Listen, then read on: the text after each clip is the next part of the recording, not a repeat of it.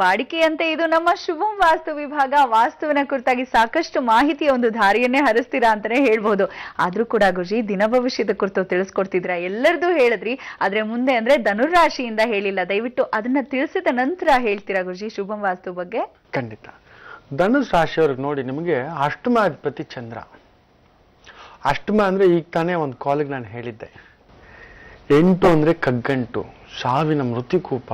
ಅವನು ಯಾವ ರೀತಿ ಸಾವು ಸಾಯ್ತಾನೆ, ಯಾವ ರೀತಿ ಸಾವು ಬರುತ್ತೆ, ತೊಂದರೆ ಅನುಭವಿಸಿಯ, ನರಳಿಯ, ಅಪಘಾತದಲ್ಲ, ಅನಾಹುತದಲ್ಲ, ಸಾಮಾನ್ಯದಲ್ಲ, ಎಂಥ ತೊಂದರೆ, ಎಂಥ ಮೋಸ, ಸಂಗಾತಿಗೆ ಯಾವ ರೀತಿ ಅನಾರೋಗ್ಯ ಸಮಸ್ಯೆ ಬರುತ್ತೆ, ಇದೆಲ್ಲವನ್ನು ಸೂಚಿಸ್ತಕ್ಕಂಥದ್ದು. ಸೊ ಅವನೇ ಹೋಗಿ ನಿಮ್ಮ ಅದೃಷ್ಟದ ಮನೆಯಲ್ಲೇ ಕೂತ್ಕೊಂಡು ಏನಾಗುತ್ತೆ, ಕುಟ್ಕುತ್ತೆ. ಲಗ್ನಾಧಿಪತಿ ಅಂದ್ರೆ ನಿಮ್ಮ ರಾಶಿ ಅಧಿಪತಿ ಗುರು ಹೋಗಿ ಬೇರೆ 6ನೇ ಮನೇಲಿ ಕೂತ್ಕೊಂಡಿದ್ದಾನೆ. ಆ ಭಾಗ್ಯಸ್ಥಾನದಲ್ಲಿ ಆ ಕುಜ ಕುತ್ಕೊಂಡಿರೋದು ಒಳ್ಳೇದೇ ಆದ್ರೂ ಕೂಡ ಆ ಕೇತು ಬಂದು ಸೇರ್ಕೊಂಡಿರೋದು ಅದೃಷ್ಟ ಕೈ ಜಾರಿ ಹೋಯ್ತು. ಸರ್ ನಿಮಗೆ ಪ್ರಶಸ್ತಿ ಅಂತೆ ಸರ್, ಬನ್ನಿ ಸರ್. ಅಲ್ಲಿ ಹೋದ ಅಂದ್ರೆ ಯಾರ ಕೈಗೂ ಕೊಟ್ಬಿಟ್ರು. ನಿಮ್ ಶತ್ರುನ್ ಪಕ್ಕದಲ್ಲಿ ಕುಂದಿಸಿದ್ರೆ ತಗೊಂಡಿರೋ ಒಂದು ಆಸೆ ಎಲ್ಲ ಹೊಂಟೋಯ್ತು. ಅವನ ಪಕ್ಕದಲ್ಲಿ ಕುತ್ಕೊಂಡು ನಾನ್ ಮಾತಾಡೋದ? ಸರಿ ಸಾರ್ ನಿಮಗೆ ಜೈಲಂತೆ. ಅಯ್ಯೋ ಏನೋ ಹಣೆ ಬರ ಇದ್ದಿದ್ದು ಆಗ್ಲಿ, ಹೋಗೋಣ ಅಂದ್ರೆ ಅಲ್ಲಿ ನೋಡಿದ್ರೆ ನಿಮ್ಮ ಪರಮಶತ್ರು ಆಗಿರ್ತಕ್ಕಂಥವನ ಜೊತೆಯಲ್ಲಿ ನಿಮ್ ಜೈಲಲ್ಲಿ ಹಾಕಿದ್ರೆ ಅವಮಾನ. ಇಲ್ಲಿ ಬೆಂಕಿಯಿಂದ ಬಾಣ್ಲಿಕ್ಕೆ ಬಿದ್ದಾಗ ಅವನ ಮುಂದ್ಗಡೆ ನನ್ನನ್ನು ಹಾಕ್ಬಿಟ್ಟವ್ರಲ್ಲಪ್ಪ, ಹೇಳ್ಕೊಳ್ಳೋ ಆಗಿಲ್ಲ, ಇರೋ ಆಗಿಲ್ಲ ಅನ್ನೋ ತರ ಅನ್ನಿಸ್ತಕ್ಕಂಥದ್ದು ಆಗ್ಬಿಡುತ್ತೆ. ಎಚ್ಚರಿಕೆ ಧನುಸ್ ರಾಶಿಯವರು. ಅದರಲ್ಲಂತೂ ಈ ನೆಕ್ಸ್ಟ್ ಇಯರ್ ಮೇ 30 ಯಾವುದೇ ದೊಡ್ಡ ಯೋಜನೆ ಏನು ಮಾಡೋ ಹಾಗೆ ಇಲ್ಲ. ಯಾಕಂದ್ರೆ ನೀವೇ ಹೋಗಿ ಸಾಲದ ಮನೆಯಲ್ಲಿ, ನಷ್ಟದ ಮನೆಯಲ್ಲಿ, ಅಪವಾದದ ಮನೆಯಲ್ಲಿ, ಜೈಲ್ ಮನೇಲಿ ಕುಳಿತಿದ್ದೀರಾ. ನ್ಯಾಯಾಂಗ ಬಂಧನ, ಇದನ್ನೆಲ್ಲ ನಾನು ಗುರು ಗೋಚಾರ ಫಲದಲ್ಲಿ ಹೇಳ್ತೀನಿ. ಧನುಸ್ ರಾಶಿಯ ವ್ಯಕ್ತಿಗಳು, ಉದ್ಯೋಗಾರ್ಥಿಗಳು, ವ್ಯಾಪಾರಿಗಳಿಗೆ ಏನೇನಾಗುತ್ತೆ ಅನ್ನೋದನ್ನ ನಾನು ಮುಂದಿನ ಭಾಗಗಳಲ್ಲಿ ಹೇಳ್ತೇನೆ ಗುರು ಗೋಚಾರದಿಂದ. ಅದರಿಂದ ಎಚ್ಚರಿಕೆ. ಅದರಲ್ಲಂತೂ ಇವತ್ತು ಯಾಕೋ ತಂದೆ ಆರೋಗ್ಯ, ಮನಸ್ಸು ಏನೇನೋ ಹಿಡಿತಾ ಇಲ್ದಿದ್ದಂಗೆ ಆಗ್ಬಿಡುತ್ತೆ. ನರಸಿಂಹಸ್ವಾಮಿ ದೇವಸ್ಥಾನಗಳಿದ್ರೆ ಹೋಗ್ಬಿಟ್ಟು ದಯವಿಟ್ಟು ಕುಳಿತುಕೊಂಡು ಬನ್ನಿ, ಒಂಚೂರು ಅರ್ಚನೆ ಮಾಡಿಸಿ, ಇಲ್ಲ ಒಂದು ಸಿಂಧೂರ ಒಂದಷ್ಟು ತಗೊಂಡು ಹಣೆಗೆ ಹಚ್ಕೊಂಡು ಬನ್ನಿ. ಸಮಾಧಾನವಾಗಿರಿ, ಮುಖ್ಯ ನಿರ್ಧಾರ ತಗೋಬೇಡಿ. ತಂದೆ ಹತ್ರ ಅಂತೂ ಕದನಕ್ಕೆ ಹೋಗ್ಬೇಡಿ, ಮಾತುಕತೆನೂ ಬೇಡ.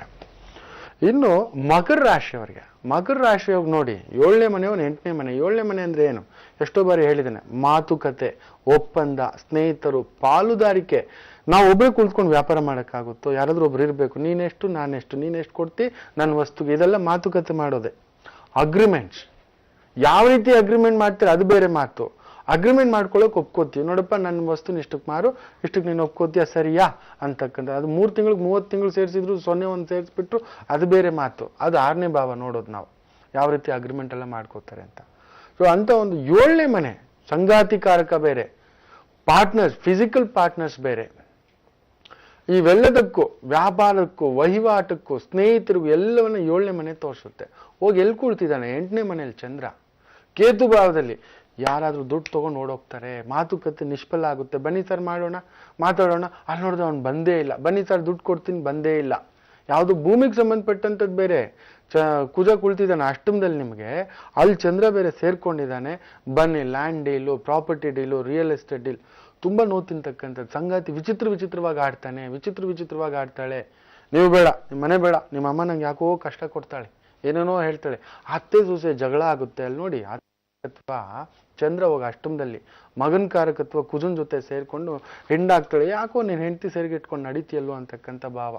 ಸೊ ಸ್ವಲ್ಪ ಎಚ್ಚರಿಕೆ. ಏನು ಕುಂಭ ರಾಶಿಗೆ ಏನು ಅಂತ ಮುಂದಿನ ಭಾಗಗಳಲ್ಲಿ ಹೇಳ್ತೇನೆ, ಕಾದು ನೋಡಿ. ಗುರುಜಿ, ಈಗ ಶುಭಂ ವಾಸ್ತು ವಿಭಾಗದಲ್ಲಿ ಏನು ವಿಶೇಷ ಮಾಹಿತಿ ನಮ್ಗಾಗಿ ನೀಡ್ತಾ ಇದ್ದೀರಾ ಗುರುಜಿ ನೀವು? ಎಲ್ರಿಗೂ ನಮ್ಮ ಮನೆಯನ್ನು ಚೊಕ್ಕವಾಗಿ ಇಟ್ಕೋಬೇಕು, ನಂದನವನವಾಗಿರ್ಬೇಕು, ಆನಂದವಾಗಿರ್ಬೇಕು ನಾವೆಲ್ಲ ಅನ್ನೋದೇ ಬಯಕೆ, ಹೌದಲ್ವೋ? ಅದು ಒಂದು ಸಣ್ಣ ಪ್ರಯತ್ನವೇ ಶುಭಂ ವಾಸ್ತು. ಇದ್ರ ಬಗ್ಗೆ ಒಂದು ಪುಟ್ಟ ಲೇಖನ ಕೂಡ ಬರೀರಿ ಅಂತ ಎಷ್ಟೋ ಜನ ಒಂದಿದು ಗುರುಗಳೇ ನಮ್ಗೆ ತುಂಬಾ ಒಂದು ಸಹಾಯ ಆಗ್ತಿದೆ. ಇದ್ರ ಬಗ್ಗೆ ಸಮಗ್ರ ಮಾಹಿತಿ ಎಷ್ಟೋ ಒಂದೊಂದು ಸಮಯ ಕರೆಂಟ್ ಇರೋಲ್ಲ, ಎಪಿಸೋಡ್ಸ್ ಮಿಸ್ ಮಾಡ್ಕೊಬಿಡ್ತೇವೆ, ಹಾಗೆ ಹೀಗೆ ಅಂತಕ್ಕಂಥದ್ದು. ಖಂಡಿತ ಮಾಡೋಣತ್ತೆ, ದೇವಿಚಿತ್ತ ಇರ್ಲಿ. ಇವತ್ತು ಪೂರ್ವಕ್ಕಿಂತಲೂ ನೋಡಿ ನಾನು ತೋರಿಸ್ತೇನೆ ಈ ಒಂದು ಪುಸ್ತಕವನ್ನ. ಈ ಒಂದು ಪೂರ್ವ, ಪಶ್ಚಿಮ, ಉತ್ತರ, ದಕ್ಷಿಣ, ಈ ಪೂರ್ವಕ್ಕಿಂತಲೂ, ಪೂರ್ವದಲ್ಲಿ ಇಲ್ಲಿ ಮನೆ ಕಟ್ಕೊಂಡಿದ್ದೀರಾ ಅಂತ ಇಟ್ಕೊಳ್ಳಿ. ಇಲ್ಲಿ ಪಶ್ಚಿಮ ಕಾಲಿ ಬಿಡ್ಲೇಬಾರ್ದು. ಬೇಕಾದ್ರೆ ಪಶ್ಚಿಮ ಪೂರ್ತಿ ಕಟ್ಕೋಬಿಡಿ. ಇಲ್ಲಿ ಈ ಪಶ್ಚಿಮ ದಕ್ಷಿಣ ಈ ತರ ಬ್ಲಾಕ್ ಮಾಡ್ಕೊಂಡ್ಬಿಡಿ, ತೊಂದರೆ ಏನಿಲ್ಲ. ಆದ್ರೆ ಪೂರ್ವ ಉತ್ತರ ಸ್ವಲ್ಪ ಆದಷ್ಟು ಖಾಲಿ ಇರ್ತಕ್ಕಂಥದ್ದು. ಅಂದ್ರೆ ತಲೆ ಖಾಲಿ ಇಟ್ಕೋಬೇಕು, ಸ್ವಲ್ಪ ಟೆನ್ಷನ್ ಯಾವಾಗ ಇಟ್ಕೋಬಾರ್ದು. ಬುಧದ ಮೇಲೆ ಯಾವಾಗ್ಲೂ ಭಾರ ಇಟ್ಕೊಂಡ್ಬಾರ್ದು, ಬಾಗ್ಬಿಡ್ತೀವಿ ಅಂತ. ಕೆಲವ್ರು ನೋಡಿ ನೀವು, ನಾನು ಒಮ್ಮೆ ಒಂದು ವಿಶೇಷವಾದಂಥ ಸ್ಥಳ ಮಡಿಕೇರಿಗೆ ಹೋಗಿರ್ತಕ್ಕಂಥದ್ದು. ಆನ್ ದ ವೇ ಹೋಗ್ಬೇಕಾದ್ರೆ ಅಲ್ಲಿ ಒಂದು ವುಡ್ ಆಕ್ಷನ್ ಸೆಂಟರ್ ಇದೆ. ಮರವನ್ನ ಸಾಗುವಾನಿ ಏನೇನೋ ಮರವನ್ನ ತೇಗ ಹೊನ್ನೆ ಇದೆಲ್ಲ ಇದು ಮಾಡ್ತಾರೆ. ಅಲ್ಲಿ ಹೋಗಿದ್ದಾಗ ನೋಡಿದೆ, ಅಲ್ಲಿ ಈ ಮರವನ್ನ ತುಂಬ ದೊಡ್ಡ ದೊಡ್ಡ ಮರಗಳು ಆನೆಗಳ ಕೈಯಲ್ಲಿ ಎತ್ತಿಸ್ತಾರೆ, ಮನುಷ್ಯರು ಎತ್ತುತ್ತಾರೆ. ಹೇಗೆ ಎತ್ತಿ ಎತ್ತಿ ಎತ್ತಿ ಆಗ್ಬಿಟ್ಟಿದ್ದಾನೆ ನೀವು ನಂಬಲ್ಲ. ಆ ಬೂಜುಗಳ ಹತ್ರ ಇಷ್ಟಿಷ್ಟು ದಪ್ಪ ಅವ್ರಿಗೆ ಗಡ್ಡೆ ಆಗ್ಬಿಟ್ಟಿದೆ ಗಟ್ಟಿಯಾಗಿ. ಆ ಬಲಗೈ ಎಡಗೈ ಕಡೆ ಎತ್ತಿ ಎತ್ತಿ ಎತ್ತಿ ಅವ್ರ ತಳ್ಳಿ ಇದೆಲ್ಲ ಇಷ್ಟಿಷ್ಟು ದಪ್ಪ ಭುಜಗಳಾಗಿರೋದು. ನಮ್ಮ ಕೈಯಲ್ಲಿ ಸಾಧ್ಯವಿಲ್ಲ. ಆದ್ರೆ ನೋಡಿ ಅವ್ರಿಗೆ ಬಲಗಡೆ ಒಂಥರ ವಿಕ್ರವಾಗಿ ಆಗಿರ್ತಕ್ಕಂಥದ್ದು. ಇಲ್ಲಿ ಸಮಾಧಾನವಾಗಿದೆ, ಇಲ್ಲಿ ಪ್ಲೇನ್ ಆಗಿದೆ. ಅದು ಇದು ಎತ್ತಿ ಎತ್ತಿ ಇಷ್ಟು ದಪ್ಪ ಆಗ್ಬಿಟ್ಟಿದೆ.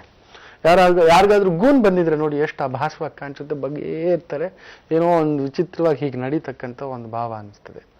ಭಾರನೇ ಎತ್ಕೊಂಡು ನಡೆದಾಗ ಹಾಗೆ ನೀವು ಜೀವನ ಪರ್ಯಂತ ಭಾರವೇ ಎತ್ಕೊಳ್ಳೋದು. ಪೂರ್ವದಲ್ಲಿ ಏನಾದ್ರೂ ಭಾರ ಹಾಕ್ಬಿಟ್ರೆ ಕಟ್ಟಿಬಿಟ್ರೆ ಇಟ್ಸ್ ಲೈಕ್ ದಿಸ್. ಅಂದ್ರೆ ಇದು ಉತ್ತರ, ಇದು ಪೂರ್ವ.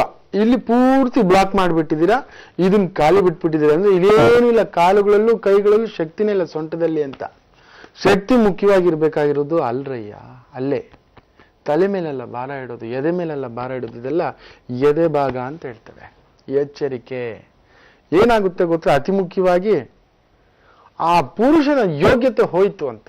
ಅವನು ಎಂತ ದೊಡ್ಡ ತಲೆ ಇದ್ರು, ಇಂಜಿನಿಯರ್, ಅವನು is one of the greatest mathematician ಅಂತೆ, ಇಂಜಿನಿಯರ್ ಅಂತೆ, ಡಾಕ್ಟರ್ ಅಂತೆ, MS ಮಾಡ್ಕೊಂಡು ಬಂದಿದ್ದಾರಂತೆ. ಫಾರಿನಲ್ಲಿ FRCH FBSH ಏನೇನೋ ಮಾಡ್ಕೊಂಡು ಬಂದ್ಬಿಟ್ಟಿದಂತೆ. 4 ಡಿಗ್ರಿ ಡಿಪ್ಲೊಮಾ. ಬರೀ ಡಿಗ್ರಿ ಡಿಪ್ಲೊಮಾಗಳು ಓದ್ಲಿಕ್ಕೆ ಎಷ್ಟೋ ಬೇಕಾಗುತ್ತೆ ಅಂತಕ್ಕಂಥ ಮಾತು. ಪೂರ್ವ ಉತ್ತರದಲ್ಲಿ ಚೆನ್ನಾಗಿ ಮನೆ ಕಟ್ಬಿಟ್ಟು ಪಶ್ಚಿಮದಲ್ಲಿ ಖಾಲಿ ಬಿಟ್ಬಿಟ್ಟಿದ್ರೆ ಪುರುಷರ ಯೋಗ್ಯತೆ ವಿಫಲ ಆಗೋಗುತ್ತೆ.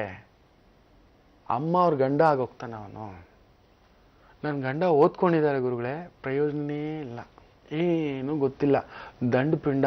ಹೋಗ್ತಾರೆ ಒಂದು 8-10 ಸಾವಿರ ರೂಪಾಯಿ ಸಂಬಳಕ್ಕೆ. ನೀವು ನಂಬಿದ್ರೆ ನಂಬಿ, ಸುಮಾರು ವರ್ಷಗಳ ಹಿಂದ್ಗಡೆ ನಾನೊಂದು ಸಂಸ್ಥೆನಲ್ಲಿ ಕೆಲಸ ಮಾಡ್ತಾ ನಾನು ಒಂದು ಜ್ಯೋತಿಷ್ಯವನ್ನು ಕಲೀಲಿಕ್ಕೆ ನನ್ನ ಗುರುಗಳಾಗಿರ್ತಕ್ಕಂಥ ಮುತ್ತುಸ್ವಾಮಿ ಅವ್ರ ಹತ್ರ ಇದ್ದಂಥ ಸಂದರ್ಭ.